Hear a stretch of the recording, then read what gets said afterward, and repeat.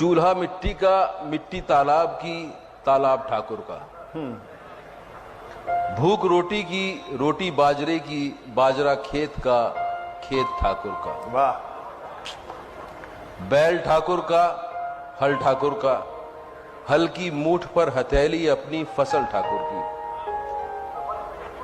कुआं ठाकुर का, पानी ठाकुर का, खेत खलिहान ठाकुर का, गली मोहल्ले ठाकुर के, फिर अपना क्या, गांव, शहर, देश। वाह। कौन जात हो भाई, दलित हैं साहब। कौन जात हो भाई, दलित हैं साहब। कौन जात हो भाई, दलित हो साहब। छिछले प्रश्न गहरे उत्तर। कौन जात हो भाई, दलित हैं साहब। नहीं मतलब किस में आते हो? आपकी गाली में आते हैं, गंदी नाली में आते हैं और अलग की हुई थाली में आते हैं साहब। मुझे लगा हिंदू में आते हो। आता हूं ना साहब, पर आपके चुनाव में। क्या खाते हो भाई, जो दलित खाता है साहब। नहीं मतलब क्या क्या खाते हो? आपसे मार खाता हूं, कर्ज का भार खाता हूं और तंगी में नून तो कभी अचार खाता हूं साहब। मुझे लगा मुर्गा खाते हो। खाता हूं ना साहब, पर आपके चुनाव में। क्या पीते हो भाई, जो एक दलित पीता है साहब।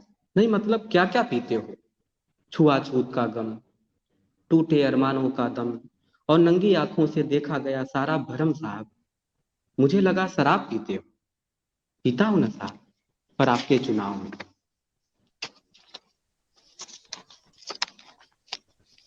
क्या मिला है भाई, जो एक दलित को मिलता है साहब। नहीं मतलब क्या क्या मिला है? जिल्लत भरी जिंदगी, आपकी छोड़ी हुई गंदगी और तिस पर भी आप जैसे परजीवियों की बंदगी साहब। मुझे लगा वादे मिले हैं, मिलते हैं ना साहब, पर आपके चुनाव में। क्या किया है भाई, जो दलित करता है साहब। नहीं मतलब क्या क्या किया है?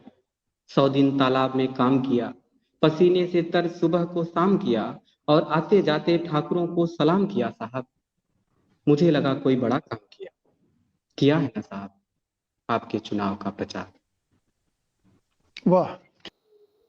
कौन जात हो भाई, दलित हैं साहब। ये लगा कोई बड़ा काम किया। किया है ना साहब, आपके चुनाव का प्रचार। अस्पृश्य के रूप में जाने जाते थे, भारत के सामाजिक ढांचे में सदियों से उत्पीड़न और भेदभाव का सामना करते आ रहे हैं। दलित शब्द का अर्थ है टूटा हुआ या दबा हुआ। यह शब्द 20वीं सदी में लोकप्रिय हुआ, खासकर बाबा साहेब अम्बेडकर द्वारा, जो खुद दलित समुदाय से थे और जिन्होंने इस समुदाय के अधिकारों के लिए संघर्ष किया। भारत की जाति व्यवस्था हजारों साल पुरानी है। इसे 4 मुख्य वर्गों में बांटा गया था: ब्राह्मण, क्षत्रिय, वैश्य और शूद्र।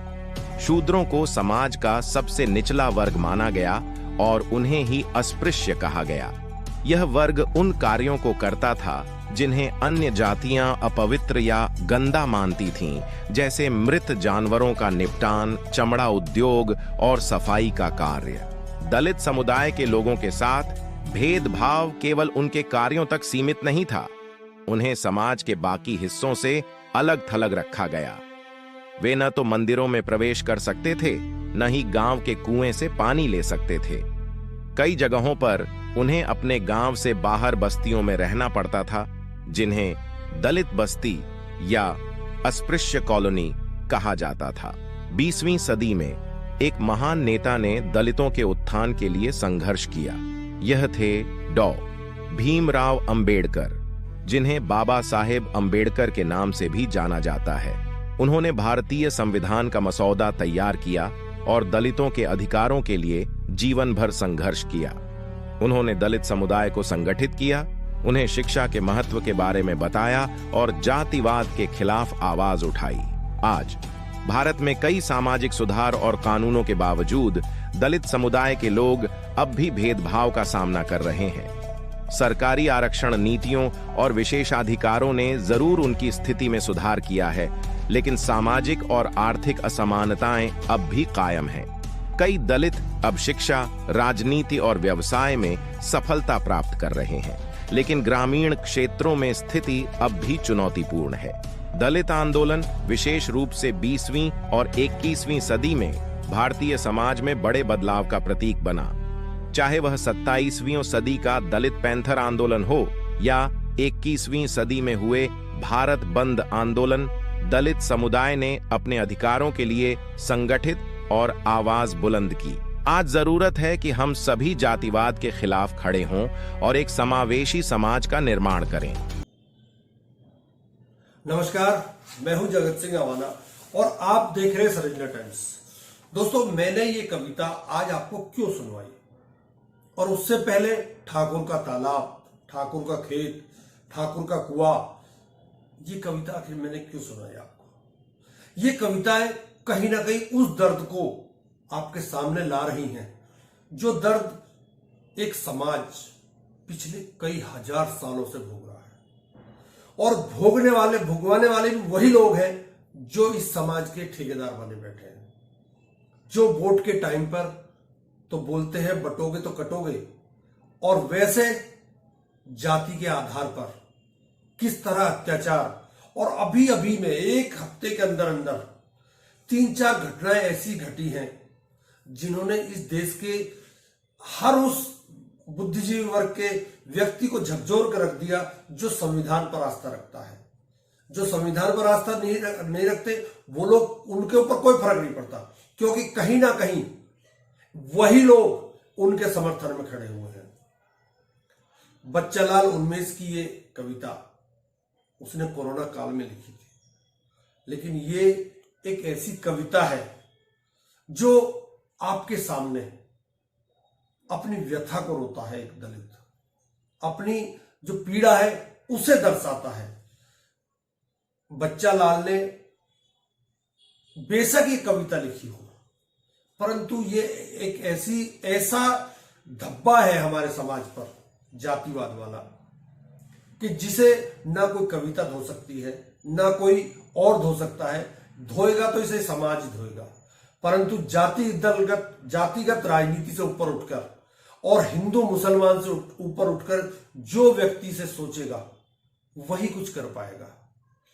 एक वाल्मीकि समाज के व्यक्ति को पीट पीट कर मार देना और वीडियो वायरल कर देना, ये कौन से सभ्य समाज का है?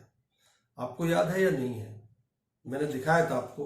मैं वो फोटो नहीं दिखा सकता, वो वीडियो नहीं दिखा सकता आपको, परंतु आपको याद दिला सकता हूं। हरिओम वाल्मीकि रायबरेली का, उसका क्या गुनाह था? उसे किस तरह मारा, उसके गुप्तांगों पर किस तरह से लाठियां मारी उन लोगों ने, जरा सा तरस नहीं है लोगों को। और बोल रहे थे कि उसने जब रोकर राहुल गांधी से इंसाफ की मांग की तो कह रहे थे वो जो पीटने वाले हैं कि राहुल गांधी के नहीं, हम तो बाबा के आदमी हैं। कौन है ये बाबा? कहां से आते हैं बाबा? क्यों इस समाज को तोड़ना चाहते हैं बाबा?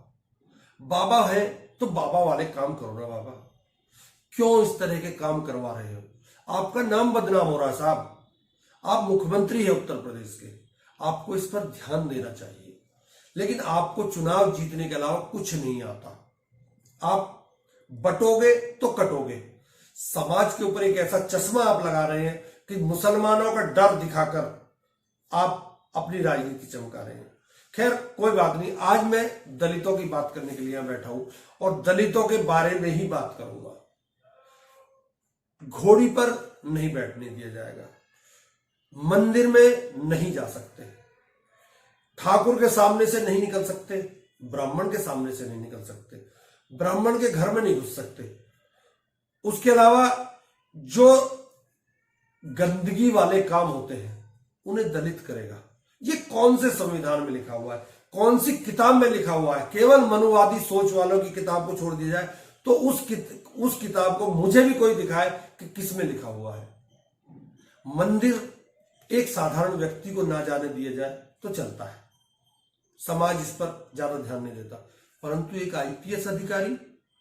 आईपीएस अधिकारी आपको हैरानी होगी, पूरन कुमार जो हरियाणा कैडर का आईपीएस अधिकारी था, डीआईजी, उसको थाने में बने हुए मंदिर में नहीं जाने दिया। उसके अलावा उसके पिता की मृत्यु हो जाती है, वो उसमें नहीं जा पाता, उसे छुट्टी नहीं मिलती, जातिवादी शब्दों से उसे पुकारा जाता है, उसके जो छोटे अधिकारी थे वो उसकी बेइज्जती करते हैं, परंतु मजाल है साहब कि उनके खिलाफ कोई कार्रवाई हो जाए, क्योंकि आपको पता है सरकार किन लोगों की है। बेशक ओबीसी का मुख्यमंत्री हरियाणा में, परंतु सरकार किसकी है ये तो आप जानते हैं ना। ये 2-3 रिपोर्ट है, मैं ये रिपोर्ट आपको दिखाता हूं, जिसमें राहुल गांधी ने भी आलोचना की है, मल्लिकार्जुन खड़गे ने भी आलोचना की है। उसके अलावा नायब सिंह सैनी उसकी आईएएस पत्नी के साथ से मिलने के लिए गए हैं, और बिना परिजनों का आरोप है कि हमारी परमिशन के बिना पूरन कुमार का पोस्टमार्टम क्यों हो रहा है। हालांकि डीजीपी हरियाणा बोल रहे हैं कि उनसे परमिशन लेंगे, परंतु उनका आरोप तो यही है, आज ही आरोप लगाया है। उधर दूसरी तरफ कई पुलिस अधिकारियों का स्थानांतरण किया गया, सस्पेंड अभी तक कोई नहीं किया गया है। तो क्या सस्पेंड ट्रांसफर करना ही एक आखिरी वो है, या जिनके नाम अभी आप रिपोर्ट में देखेंगे, जिनके नाम उसने लिखे हैं अपने अंतिम पत्र में, उनके खिलाफ एफआईआर के अलावा कार्रवाई होगी या नहीं होगी। एफआईआर हो चुकी है ये मैं मानता हूं, परंतु कार्रवाई होगी या नहीं होगी।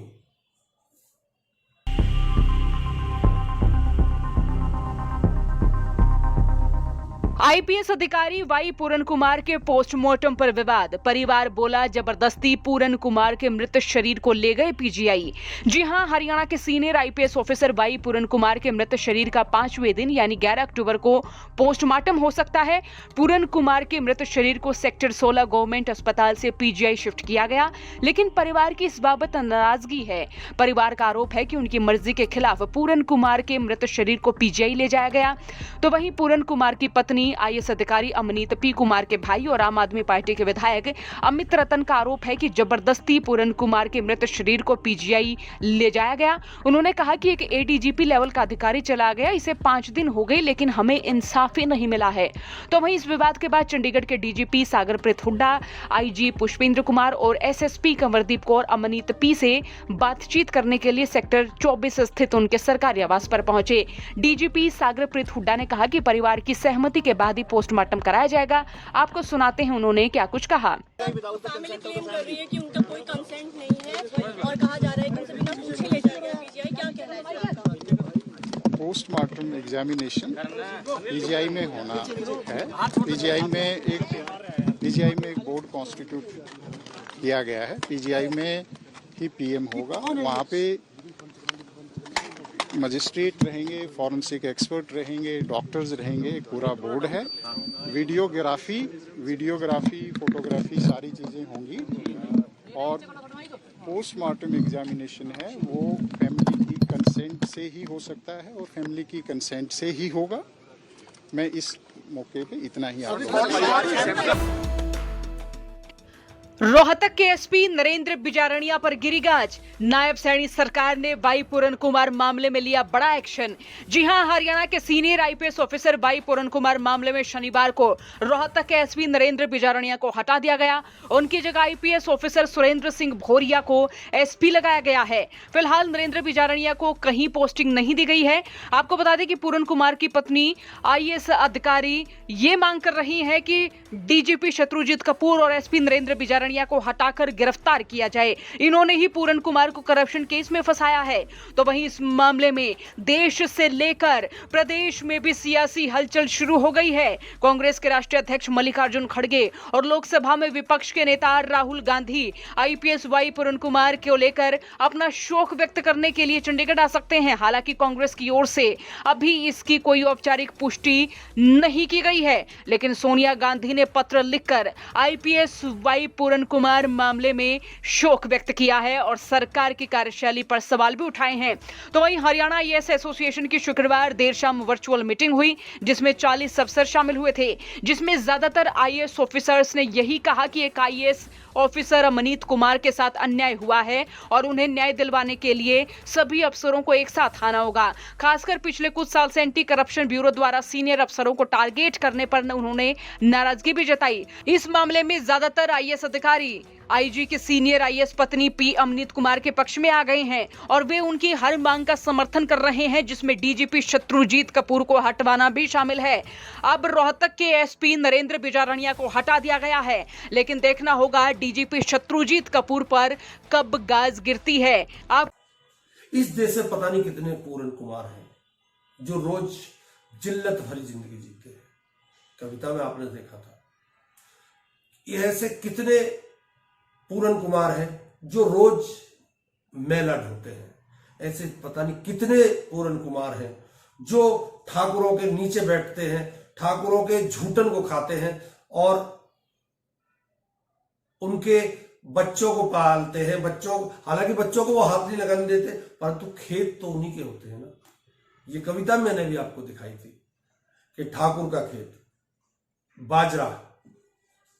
आप ये देखिए, जब कानून में एक कानून बना हुआ है दलित एक्ट, उस दलित एक्ट पर कार्रवाई पिछले 9 साल या 11 साल में कितनी हुई है, आप देखकर हैरान हो जाएंगे कि उत्तर प्रदेश में 2022 के आंकड़े, एनसीआरबी के आंकड़े आ नहीं रहे हैं इस समय ताजे में, ये आंकड़े आप देखिए और उन अपराधों को देखिए कि जो दलितों पर अपराध हुआ। उत्तर प्रदेश, राजस्थान, हरियाणा और मध्य प्रदेश, इनमें अपराध दलित पढ़े ना, दलित का बच्चा स्कूल चला जाए तो उसको वह पीड़ित किया जाएगा। नया मामला है ये नया मामला शाहजहांपुर का है, जहां कुछ हायर कास्ट के बच्चों ने एक दलित को दरवाजे के बाहर जाने के लिए बोल दिया कि तू वहां बैठ के पढ़ेगा, तुम्हारा अम्बेडकर भी तो वहीं बैठ के पढ़ता था। इतना जहर आखिर बच्चों में भी कहां से आ गया? ये जहर बो कौन रहा है, कौन बो रहा है? अगर आपको पता है तो आप कमेंट में जरूर बताइएगा कौन बो रहा है। परंतु आप ये देख लीजिए, अगर जाति व्यवस्था इस तरह से हावी रही हमारे देश में तो भविष्य क्या होगा? हम आने वाला भविष्य, इस जो बच्चे हैं हमारे, उनको क्या भविष्य देकर जाएंगे हम इस देश का? इस पर आम आदमी पार्टी ने, चंद्रशेखर की पार्टी ने प्रदर्शन भी किया और वहां स्कूल के बाहर भी पहुंचे वो लोग। मैं मुलाकात करा, छात्र के परिवार को सुरक्षा प्रदान की जाए, ये कि छात्र आयुष प्रताप सिंह का शैक्षणिक नुकसान ना किया जाए, ये कि सारे बिंदुओं का अमल किया जाए और गंभीरता से लिया जाए। महोदय, मैं निवेदन करना चाहता हूँ कि अगर रोजी पब्लिक स्कूल प्रधानाचार्य और टीचर पे उचित कानूनी कार्रवाई नहीं होती है तो आने वाली 22 तारीख को जिला स्तर पे पुलिस कप्तान का भीम आर्मी भारत मिशन घेराव करेगी। अब आते हैं हम चीफ जस्टिस पर। चीफ जस्टिस सीजेआई गवई साहब के ऊपर एक सिर फेरे ने जूता फेंका। ये फेंका नहीं है साहब, जूता मारा गया है। ये जूता उस पोस्ट को मारा गया है जिस पोस्ट पर एक दलित बैठा हुआ है। अगर यही अरुण कुमार मिश्रा होते तो क्या जूता फिक जाता? बता सकते हैं आप?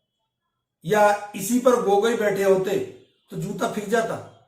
क्या गवई साहब को भी दलित होने की पीड़ा झेलनी पड़ रही है? क्या गवई साहब की गलती यह है कि वो पढ़ लिख कर जज बन गए और वो दलित उससे थे, कौन से, इसीलिए उनके ऊपर जूता फेंका गया? सोचने वाली बात यह है कि जब सीजेआई के ऊपर जूता फेंक सकता है तो गांव में रहने वाले दलित कहां सुरक्षित है? दलित उत्पीड़न, सीजेआई पर जूता फेंकना, इसकी सीजेआई की बहन ने इस पर आवाज उठाई है और उसने अपनी बात में संविधान, ये उन्होंने कहा कि संविधान पर हमला है, ये मेरे भाई पर हमला नहीं है, ये संविधान पर हमला है। ये पर्सनल लेवल पे डेफिनेटली नहीं है। ये जो हमला है हमारे संविधान, हमारे कॉन्स्टिट्यूशन का हमला है। हमारा संविधान सबसे श्रेष्ठ है और हमारा ये कर्तव्य बनता है कि हम हमारे संविधान को सुरक्षित रखें। हम कॉन्स्टिट्यूशनल राइट्स, हमारे देश के कॉन्स्टिट्यूशनल राइट्स को प्रोटेक्ट करें। ये सिर्फ हमारे लिए नहीं, पर जो फ्यूचर जनरेशन आने वाली है, जो नेक्स्ट पीढ़ी आने वाली है, उनको हमको एक सुरक्षित भारत देना है।